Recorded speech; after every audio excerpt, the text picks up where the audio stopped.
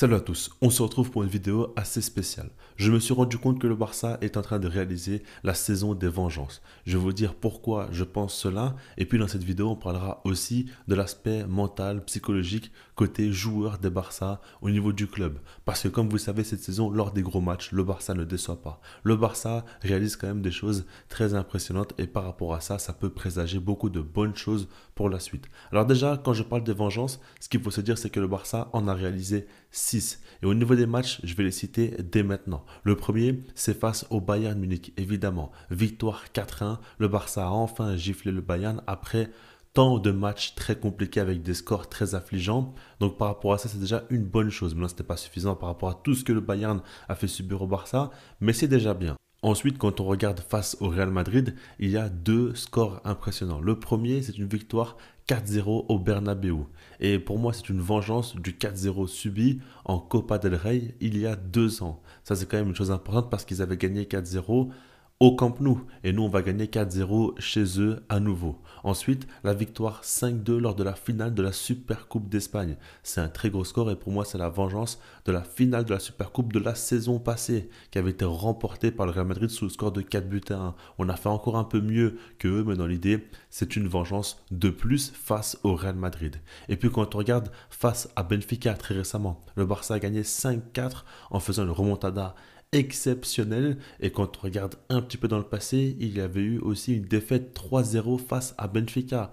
Et c'était aussi un match chez eux. Donc là, le Barça s'est vengé encore une fois. Si on regarde des matchs un peu moins importants, il y a par exemple la victoire face à Bilbao lors de la demi-finale de la Super Coupe d'Espagne sous score de 2-0. C'est une élimination de Bilbao, ce qui m'a rappelé l'élimination lors de la Copa del Rey la saison passée sous score de 4-2 face à Bilbao encore une fois. Et puis en Liga, quand on regarde par exemple face à Gérone, le Barça a gagné 4-1 chez eux alors que la saison passée on avait perdu 4-2 chez eux encore une fois. Et puis pour terminer, on est parti à Villarreal gagner sous score de 5-1 alors que Villarreal la saison passée avait gagné 5-3 chez nous à domicile. Donc par rapport à ça, il y a beaucoup de vengeance. Ça en fait 6. Et par rapport à la suite, on espère en voir d'autres. Par exemple, celle que j'attends avec impatience, c'est donc face au Paris Saint-Germain. Alors pour ça, il faut qu'il se qualifie pour la suite de la compétition. Mais en tout cas,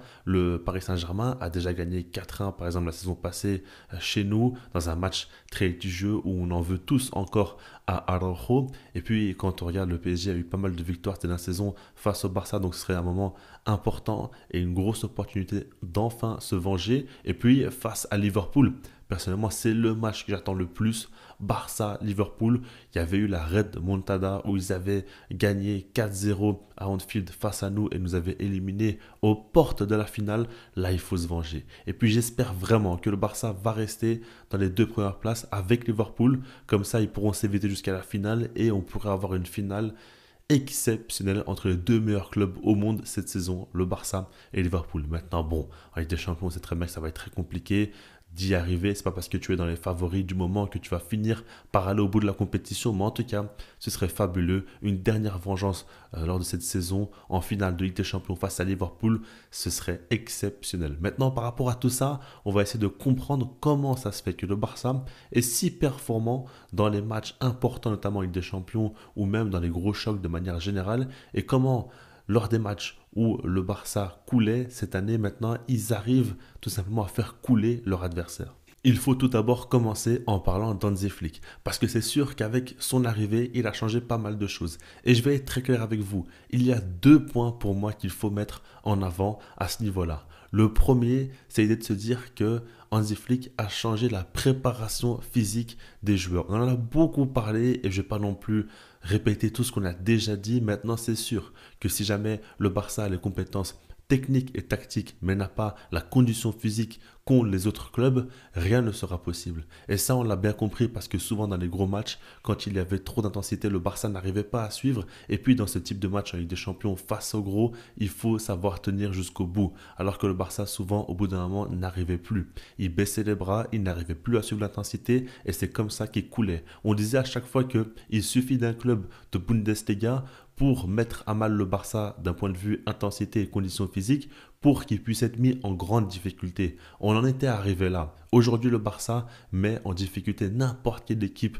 d'Europe parce que en termes de conditions physiques, ils ont énormément travaillé. Il faudra voir si ça va tenir jusqu'à la fin de la saison, mais en tout cas, c'est impressionnant. Ensuite, le second point qui est très important, c'est l'exigence d'Hansi Flick envers ses joueurs. Et ça, c'est primordial. Pour être compétitif, pour améliorer ses résultats et pour améliorer aussi le côté psychologique des joueurs, il faut être exigeant. Parce que par exemple, on l'a vu lors du début de saison, le Barça a très très bien commencé en marquant beaucoup de buts, en enchaînant des victoires, en proposant beaucoup de football dès le début de la saison. Et par rapport à ça, Hansi Flick ne cesse de dire qu'il faut tout de même continuer à travailler, qu'il faut tout de même travailler des aspects.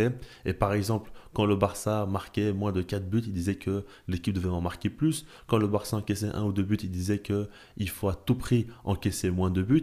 Et quand par exemple le Barça avait quelques séquences dans le match où il dominait un petit peu moins, où ils étaient moins hauts sur le terrain, ça le dérangeait. Et il le disait publiquement. Alors imaginez ce qu'il disait aux joueurs.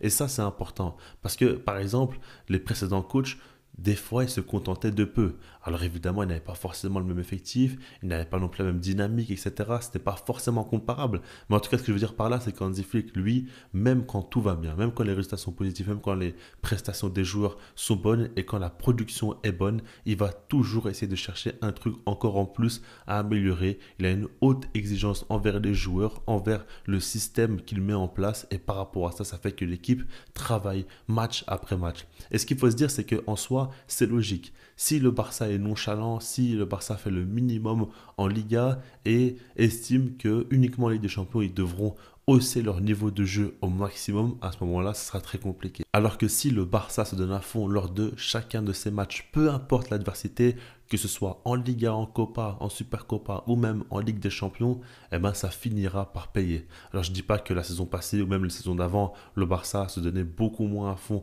en Liga, mais généralement, on avait une équipe du Barça qui se contentait d'avoir le ballon, de dominer l'adversaire, d'avoir une possession quelquefois trop stérile. Et des fois, en Ligue des Champions, là, on prenait beaucoup plus un jeu vertical. Et par exemple, la saison passée, on l'a vu face au Paris Saint-Germain. Xavi avait mis en place un jeu beaucoup plus vertical pour le match face au PSG, mais en championnat, il voulait avoir plus de contrôle. C'est ce qu'il visait en tout cas. Ce n'est pas pour le critiquer, mais dans l'idée, vous comprenez qu'il y avait quand même deux facettes différentes. Alors qu'Hansi Flick joue de la même manière que ce soit en Liga, en Ligue des Champions, à chaque fois avec cette idée de vouloir marquer un maximum de buts, avoir un jeu direct et aussi de plus en plus avoir de contrôle. Donc par rapport à ça, c'est très important.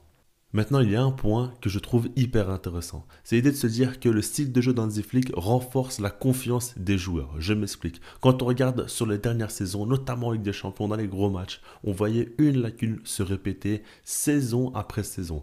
Et par rapport à ça, je fais référence notamment au niveau défensif du Barça, mais surtout au niveau de la gestion des transitions défensives. On le voyait constamment. Dès qu'il y avait des grands espaces dans la défense du Barça, on avait tous peur parce qu'on savait très bien que sur une contre-attaque, le Barça pouvait concéder un but, même s'il dominait l'entièreté du match. Et des joueurs comme Piqué ou Sergio Busquets ont été énormément décriés par rapport à ça. On le sait, et à chaque fois on remettait la faute sur eux, alors qu'en soi, ce n'est pas une question d'individualité, mais plutôt de système.